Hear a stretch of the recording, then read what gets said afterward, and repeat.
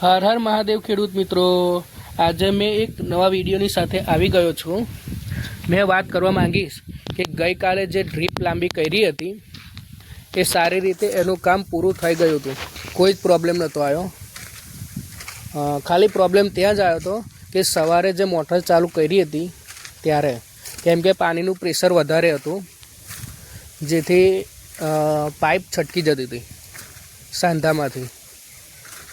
પછી નહોતું આવ્યું કેમ કે અડધો વાલ પછી આપણે પપૈયામાં પણ ચાલુ કરી દીધો હતો, જેથી પાણીનું પ્રેશર મેન્ટેન રહે। જો આ વાલ, આ જે પહેલો વાલ છે એ પપૈયામાં ચાલે છે અડધો વાલ, અને આ જે બે વાલ છે એ આપણી તુવેરોમાં ચાલે છે, જોઈ શકો છો તુવેરો।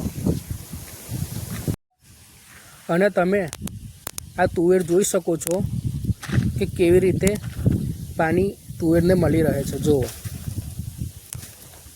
છૂટા પાણી કરતાં ડ્રીપ સારી પડે છે, મને સારી લાગી આ ડ્રીપ। પગ પણ ગરકે છે, જો એક આ સાઈડ પાણીનું એજ આવે છે, બીજી આ સાઈડ એજ આવે છે, અને આપણે વચ્ચે ટોટી લાંબી કરી હતી, બંને બની એજ આવે છે। પછી આ સાઈડ બાકી રાખી હતી, અને એક આ સાઈડ જો પગ પણ ગરકી જાય છે। એક આ સાઈડ એજ આવે છે, એક બીજું આ સાઈડ વચ્ચે ભીનું છે।